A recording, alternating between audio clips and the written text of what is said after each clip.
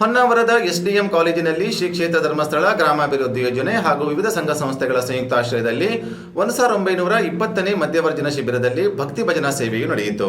ಹೊನ್ನಾವರದ SDM ಕಾಲೇಜಿನಲ್ಲಿ ಶ್ರೀ ಕ್ಷೇತ್ರ ಧರ್ಮಸ್ಥಳ ಗ್ರಾಮಾಭಿವೃದ್ಧಿ ಯೋಜನೆ ಹಾಗೂ ವಿವಿಧ ಸಂಘ ಸಂಸ್ಥೆಗಳ ಆಶ್ರಯದಲ್ಲಿ 1920ನೇ ಮಧ್ಯವರ್ಜನ ಶಿಬಿರ ನಡೆಯುತ್ತಿದ್ದು, ರಾಜ್ಯ ಪ್ರಶಸ್ತಿ ವಿಜೇತ ಕಲಾವಿದರನ್ನು ಒಳಗೊಂಡ ಹರಡಸೆ ನರಸಿಂಹನಾಯ್ಕ್ ತಂಡದವರಿಂದ ಈ ಶಿಬಿರದಲ್ಲಿ ಭಕ್ತಿ ಭಜನಾ ಸೇವೆಯು ನಡೆಯಿತು.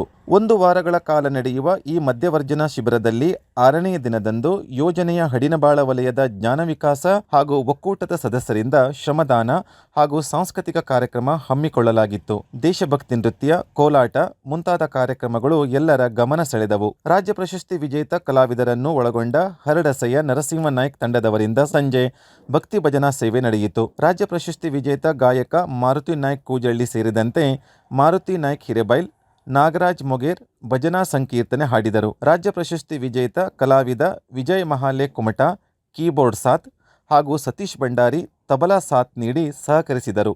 ಭಜನೆಗೆ ಪೂರಕವಾದ ಶಿಬಿರಾರ್ಥಿಗಳ ಕುಣಿತ ಕಾರ್ಯಕ್ರಮದ ಮೆರಗನ್ನ ಹೆಚ್ಚಿಸಿತು. ಶ್ರೀ ಮಂಜುನಾಥ ನ್ಯೂಸ್, ಹೊನ್ನಾವರ.